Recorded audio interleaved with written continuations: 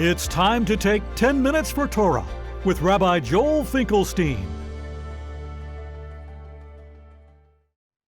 Welcome to our discussion of the Teshuva of Succoth, the Teshuva of Succoth. So you might say to yourself, Teshuva of Succoth? We just repented. We spent a month, 10 days repenting. Now we have the Teshuva of Succoth. We did Teshuva. We repented already. What do we need a Teshuva repentance for Succoth for? So in order to answer that question, we need to answer another question. Is Teshuva all about sin? Because really, we don't have any sins anymore.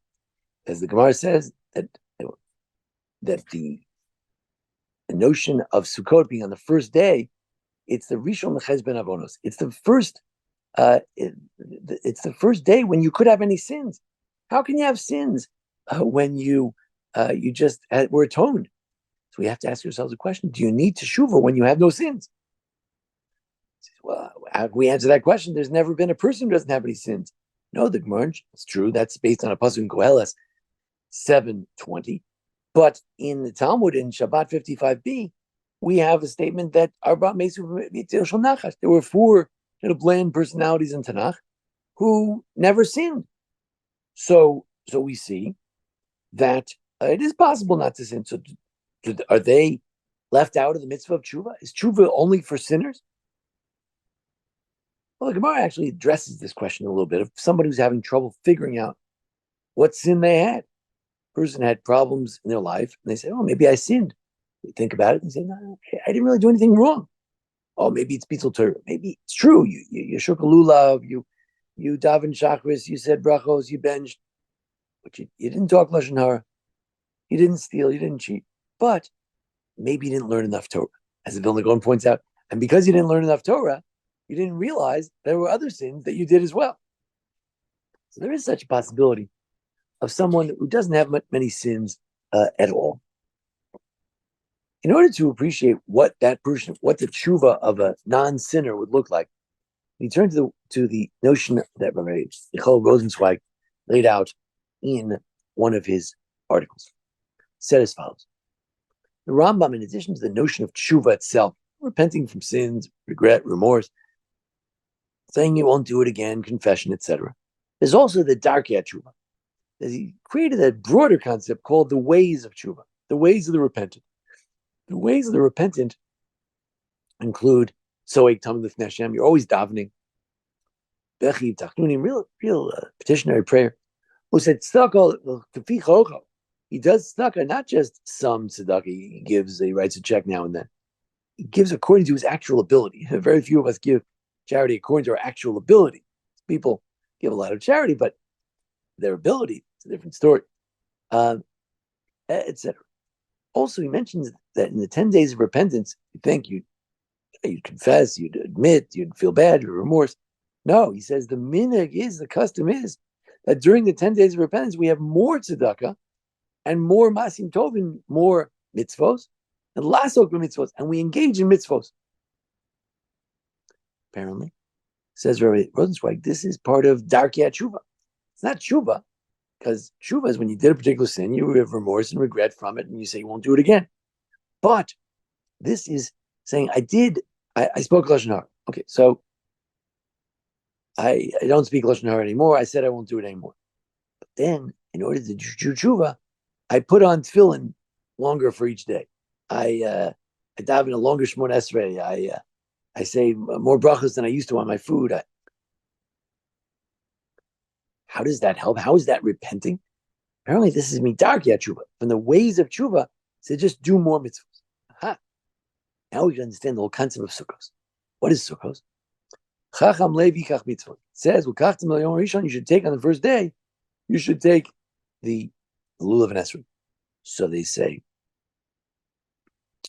what do you mean to take? Because if you're a chacham levi, if you're a wise person, as it says in Mishlei, in Proverbs, then you'll take mitzvos.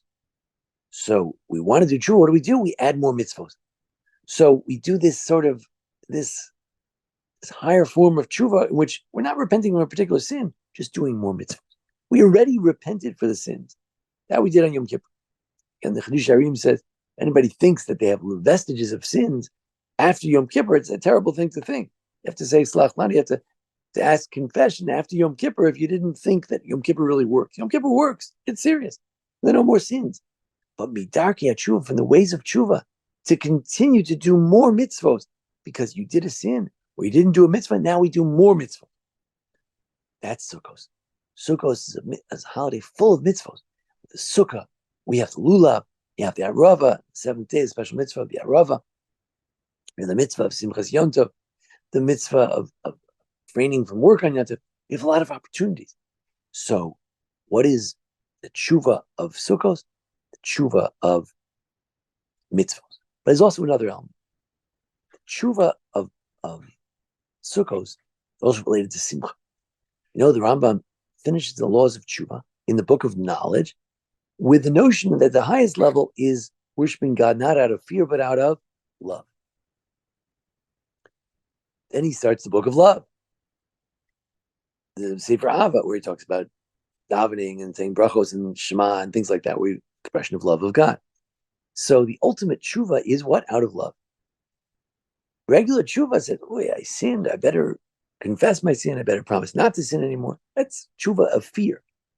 But that's tshuva of Rosh Hashanah Yom Kippur. But the tshuva of Sukkot says, no, I'm done with sin. I was atoned for on Yom Kippur. So what am I worried about? What I'm worried about is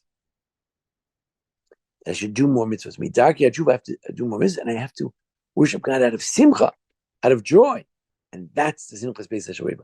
That's the whole celebration of Sukkot, is to worship God out of joy. I don't have any sins. I'm not worried about atonement. I got that already. So now what? The darki tshuva. The second element of tshuva is the ways of tshuva includes to worship God out of love, out of simcha, not out of fear. You have no mitzvahs to worry about. We're like that wise man who has no mitzvahs. This is a wonderful opportunity. So it goes deep in our tshuva. There should be not a tshuva out of fear, but out of love. That should be not out of fear, but out of joy. This is the highest level.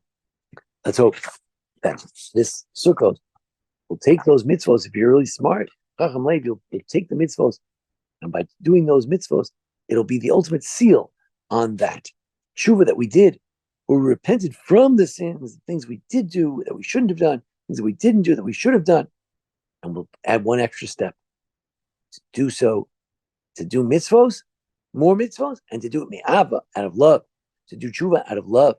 With that, truly, I say that we have reached the highest pinnacle of what it means to be about tshuva, a repentant person, midarki tshuva, the ways of tshuva.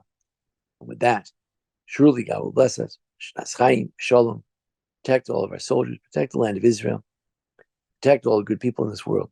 And Mitzvah Hashem, that is the greatest simcha of the world. Uvav Zion Berinah, Jews will return to Zion with great joy. Thank you for joining us here at the Baron Hirsch Congregation for a discussion of Sukkot. Join us each week for a discussion of the Parsha and the holidays. Thanks to Jason Lefkowitz, our producer, and thanks to our sponsors, Mindy and Howard Wagman. Appreciate it. Thank you for that sponsorship. Be well. Chag Sameach. This has been 10 Minutes for Torah with Rabbi Joel Finkelstein.